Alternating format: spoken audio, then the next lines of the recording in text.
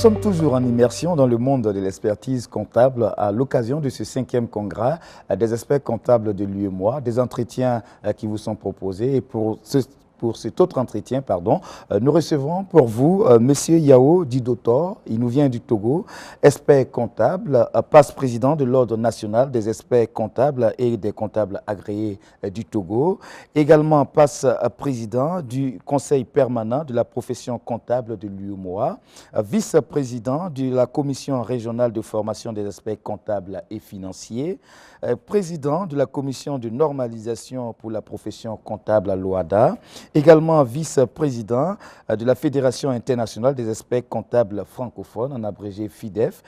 Monsieur Yao, ça fait beaucoup de casquettes. Bien sûr. Et merci d'avoir répondu à notre invitation. Merci à vous aussi d'avoir consacré votre temps à un entretien aussi crucial pour notre profession. Alors, tout de suite, la question qui me vient à chaud, on est expert comptable quand on sait que le temps il est assez réduit pour cet expert comptable-là, et pourtant, vous portez plusieurs casquettes. Comment on arrive à gérer tout ça? Oui, bien, dans la vie, lorsqu'on est déterminé, lorsqu'on a la volonté, tout est possible. Donc, il y a une part d'engagement et aussi le courage qui permet d'embrasser avec l'aide de Dieu toutes ces casquettes-là. Et c'est Dieu qui nous aide à pouvoir assumer avec beaucoup de tranquillité toutes ces fonctions-là. Alors, vous êtes au Burkina Faso, dans le pays des hommes intègres, pour ce 5e congrès. De façon générale, quelle appréciation faites-vous de l'organisation? Ah ben, disons, nos confrères du Burkina ont gagné le pari.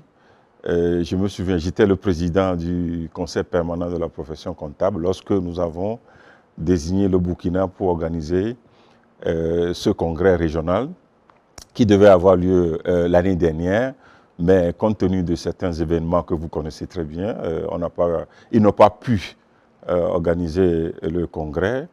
Et cette année, nous avons donné une deuxième chance pour que le congrès puisse avoir lieu au Burkina. J'avoue que je suis très émerveillé par l'organisation et le président de l'Ordre du Burkina, avec qui on est ensemble tout le temps, a démontré la capacité de nos professionnels de pouvoir organiser un tel événement avec beaucoup de sérénité, avec beaucoup de réussite. Nous sommes agréablement surpris par l'organisation. Vous venez de finir votre mandat à la tête de l'Ordre des experts comptables de votre pays, le Togo. Alors, comment se porte cet ordre-là du côté de votre pays? Très bien. Nous avons souhaité que la profession puisse drainer les femmes également, parce que dans notre profession, il y a très peu de femmes. Or, c'est une profession très disons, sollicité dans le monde des affaires, dans le monde en général, mais très peu de femmes embrassent cette carrière. Mais je pense que nous avons fait un effort pour qu'après notre mandat, que ce soit une dame qui puisse présider à la destinée de notre ordre, et c'est ce qui a été fait. Donc actuellement, le président de l'Ordre des experts comptables agréés du Togo, c'est une dame. Et nos prières ont été exaucées par Dieu. Et je pense que c'est une bonne chose pour booster cette profession qui est une profession très noble et elle se débrouille très bien. Et on compte à combien le nombre de vos membres? Alors, à l'heure actuelle, nous sommes autour de 110 experts comptables et comptables agréés. Et nous pensons que dans les années à venir, nous puissions augmenter l'effectif parce que nos économies ont besoin de beaucoup d'experts comptables et des professionnels de la comptabilité en général. Vous portez plusieurs casquettes, mais je m'en vais m'intéresser à celle-là, président de la commission de normalisation pour la profession comptable. L'occasion nous est donnée de revenir un peu pour parler de l'OADA.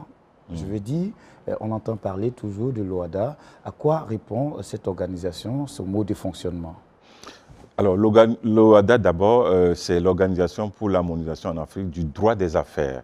Alors, quand on parle du droit des affaires, c'est-à-dire le droit qui gouverne les entreprises, les sociétés, tout cela. Donc, l'OHADA est cette organisation régionale qui comporte en fait 17 pays. Donc, 8 pays qui appartiennent à la sous-région UEMOA. Donc, et l'autre pays, l'autre région, c'est la CEMAC. La CEMAC avec 6 pays. Donc 8 plus 6, ça fait 14, alors il reste 3. 3 pays qui appartiennent à l'OHADA ne sont ni dans l'UEMOA, ni dans la CEMAC, mais il s'agit de la RDC, il s'agit des Comores et il s'agit de la Guinée. La Guinée, bien sûr, Guinée-Conakry. Donc, ajouté aux 14, ça fait 17 pays qui se partagent le même droit des entreprises, le même droit des affaires. Maintenant, comme son nom l'indique, l'OHADA est là pour prendre des lois, voter des lois qui sont appliquées dans nos pays pour réglementer un peu la vie des entreprises. Et à côté des dispositions qui gouvernent les entreprises, il y a aussi la comptabilité. Parce que les entreprises, l'outil d'information de ces entreprises est porté par la comptabilité. C'est la comptabilité qui donne ces informations financières dont nos pays ont besoin pour pouvoir, au niveau de la fiscalité par exemple, imposer ces entreprises-là. Donc, nous sommes des acteurs de cette partie de l'Institut de l'OHADA et nous regroupons les ordres de ces 17 pays pour porter les normes qui vont gouverner la comptabilité ou bien que les entreprises doivent utiliser pour pouvoir produire l'information. Voilà, donc quand on parle de normes, ça veut dire les dispositions sur lesquelles les professionnels comptables doivent faire leur travail, doivent accompagner les entreprises, doivent produire l'information financière. Donc nous sommes là pour sortir les référentiels comptables et les normes qui gouvernent notre profession. Est-ce qu'une fois ces référentiels adoptés par l'OHADA, on est assuré que tous les 17 pays, tous les experts comptables respectent à la lettre Une fois que ces référentiels sont adoptés, ils s'appliquent d'office à tous les 17 pays. Les pays ne vont pas internaliser parce que c'est pris par règlement et les ministres de la justice et les ministres des finances de ces deux espaces-là, plus les 3 pays, sont membres à part entière de l'OHADA et ce sont eux qui décident, lorsque les techniciens ont fait leur travail, de pouvoir adopter ces normes-là qui s'appliquent à tous les pays. Donc, une fois que nos ministres ont adopté ça, directement, ça s'applique à tous ces 17 pays. Justement, pour ce 5e congrès, le thème retenu, il est intéressant pour la sous-région, experts comptables et lutte contre les flux financiers illicites.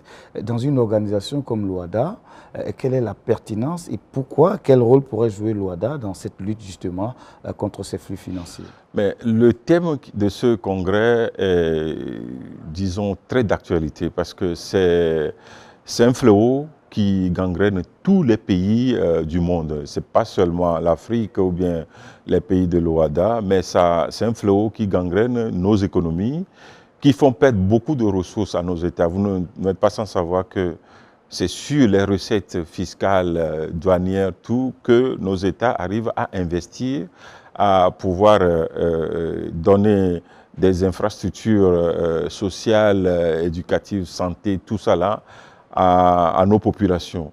Donc, ce thème est d'actualité et au niveau de l'OHADA, nous mesurons à juste titre l'impact de ce fléau sur ces économies. Et donc, les experts comptables qui sont réunis au niveau de l'UEMOA et qui appartiennent également à l'OHADA, vous allez voir que certains pays de l'Afrique, de la CEMAC, sont même invités à ce congrès-là, quand bien même c'est un congrès de l'UEMOA, pour partager cette réflexion sur les flux illicites qu'est-ce que les experts comptables, quelles sont leurs contributions pour lutter contre ce fléau-là qui gangrène nos économies. Donc voilà, même au niveau de l'OHADA, c'est une question d'actualité et qui aura certainement un impact sur le quotidien des professionnels comptables que nous sommes. Donc nous sommes là pour aider à ce que nos États puissent lutter efficacement contre ce fléau.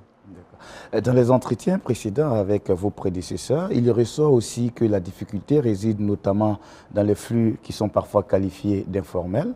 Au niveau de l'OHADA, qu'est-ce qu'on trouve comme solution pour justement à résoudre ce problème? Parce que quand c'est formel, vous arrivez à saisir, vous arrivez à faire des dénonciations, mais dans l'informel, parfois c'est difficile. Que prévoit l'OHADA pour résoudre ce problème? Oui, dans l'informel, vous l'avez si bien dit, c'est vrai qu'il y a plusieurs facteurs qui influencent cette lutte que nous menons. C'est l'exercice illégal de la profession, dans un premier temps, puisqu'il y a certains qui se déclarent experts comptables, qui ne sont pas qualifiés, qui ne sont pas sur nos tableaux, et donc qui n'ont aucun contrôle d'un organe de supervision. Donc, quand ces personnes font leurs activités de façon illégale, c'est bien dommage que les entreprises, soi-disant informelles, qui parfois brassent plusieurs milliards, même si vous n'y croyez pas, ce sont ces secteurs fort informels-là qui regorgent beaucoup de transactions et qui font des activités avec ces personnes, avec ces illégaux. Donc, comme ils ne sont pas contrôlés, c'est inévitable que l'opérateur économique, il va préférer aller chez quelqu'un qui peut lui cacher des secrets. C'est ça, parce que nous, dans nos structures, lorsqu'il y a un contrôle d'un professionnel, eh bien, on verra si vous avez appliqué toutes les normes. Nous appartenons à ce qu'on appelle l'IFAC. L'IFAC, c'est l'International Federation of Accountants, c'est-à-dire l'organisation fêtière. C'est l'une des rares professions réglementées au monde. Alors, nous avons des normes à appliquer et la lutte contre le flux illicite est bien prévue dans les normes de l'IFAC, dans nos codes de déontologie, l'éthique, même notre comportement, tout ça là vis-à-vis de ces opérations, de ces agissements de certains opérateurs. Donc, nous avons quand même un arsenal d'outils et au niveau de l'OHADA, j'ai parlé tout à l'heure de l'adoption des normes, des référentiels. Donc, dans ces normes-là, tout ça là est prévu, que ce soit au niveau de l'UMOA, au niveau de l'IFAC, au niveau de l'OHADA. Nous avons des outils pour essayer d'appliquer. Maintenant, ce qui se passe, c'est la question de savoir est-ce que tout le monde est dans cette logique-là. Je dirais oui et non, parce que toujours dans une famille, il y a toujours des brebis galeuses qui peuvent toujours avoir des agissements qui n'honorent pas la profession. Justement, des agissements qui n'honorent pas la profession. Tout à l'heure, vous avez fait cas de certains qui exercent la profession sans pourtant avoir quitus des ordres. Ce que je veux dire, c'est forcément une question qui certainement pend aussi aux lèvres de nos téléspectateurs. Est-ce que ce travail-là, quoi que ce soit mené par des personnes qui ne sont pas de votre ordre, c'est remis à quelqu'un? Et généralement, c'est l'autorité. Il n'y a pas un contrôle, il n'y a pas la possibilité pour ce dernier-là de rejeter un travail parce que ce n'est pas certifié par quelqu'un qui est reconnu? Oui, mais c'est que ces personnes travaillent dans l'ombre, ils ne sont pas connus, et malheureusement, ils sont parfois, disons, acceptés, entre guillemets, au niveau de nos directions générales des impôts. Et à ce titre-là, bon, nous avons quand même de notre côté des efforts à faire et c'est ce que nous faisons présentement. Je crois dans tous les pays quand même, il y a cette lutte-là puisque nous avons le monopole de la certification des comptes. Et donc, il y a des structures, des entreprises qui, par exemple, ont le devoir lorsqu'elle réalise un certain nombre de chiffres d'affaires ou un certain montant de chiffre d'affaires et d'autres conditions, avoir un commissaire aux comptes, quelqu'un qui est inscrit à l'ordre pour pouvoir certifier les comptes, pour pouvoir vérifier. Et ces entreprises échappent. Bon, il n'y a pas du sérieux dans le contrôle. Est-ce que ces entreprises ont désigné commissaire au compte ou pas? Donc, ce qui, normalement, nos cours, nos tribunaux devraient s'autosaisir de ce manque à gagner, si je peux l'appeler, parce que ça fait perdre beaucoup de ressources à nos États. C'est normal que les gens passent par ces personnes-là parce qu'ils savent qu'ils ne seront jamais dénoncés. Alors que nous avons l'obligation, lorsqu'il y a des opérations suspectes, de dénoncer aux autorités compétentes les dérives qui font que nos États, lorsque nous trouvons ces dérives-là, signaler à l'autorité compétente pour que l'État puisse rentrer dans ses droits. Terminons cet entretien avec la Fédération internationale des experts comptables francophones, dont vous en êtes le vice-président. Le rôle essentiel de cette fédération, c'est quoi? Alors, la FIDEF, c'est la Fédération internationale des experts comptables et commissaires aux comptes francophones. C'est-à-dire, nous sommes à peu près 37 pays francophones au monde qui appartiennent à la francophonie. Et donc, cette fédération, comme son nom l'indique, fédère les ordres des experts comptables et des commissaires aux comptes. Donc, son but, c'est de partager les expériences avec tous les professionnels de ces pays-là, de mettre à la disposition des ordres des outils nécessaires justement pour la lutte contre les flux illicites de capitaux, la lutte contre le blanchiment d'argent. Donc, la FIDEF est là pour accompagner les ordres nationaux, les ordres dans les pays francophones, à mieux faire leur travail, à connaître leur rôle et à agir dans le strict respect du code de déontologie et de l'éthique de notre profession. Monsieur Yao Didotor, merci. Merci à vous aussi pour cet entretien. Et je pense qu'en tant que média, vous nous aiderez à porter le message plus haut pour que la population sache que on a une profession qui aide non seulement le secteur public, c'est-à-dire la population, tout ça, mais aussi les entreprises à pouvoir mieux gérer leurs affaires et à gagner de l'argent. Merci. En tout cas, nous, on a gagné en savoir en nous entretenant avec vous. Je rappelle que vous êtes M. Yao Didotor. Vous êtes expert comptable, vice-président de l'Ordre national des experts comptables et des comptables agréés au Togo. Vous êtes également vice-président du Conseil permanent de la profession comptable de l'UEMOA, vice-président de la Commission régionale de la formation des experts comptables et financiers, président de la Commission de normalisation pour la profession comptable à l'OADA, vice-président de la Fédération internationale des experts comptables francophones. Et vous avez bien voulu répondre à nos questions. Merci et très bonne suite pour ce 5e congrès. Téléspectateurs, restez toujours avec nous, les programmes se poursuivent et à très vite pour un autre entretien.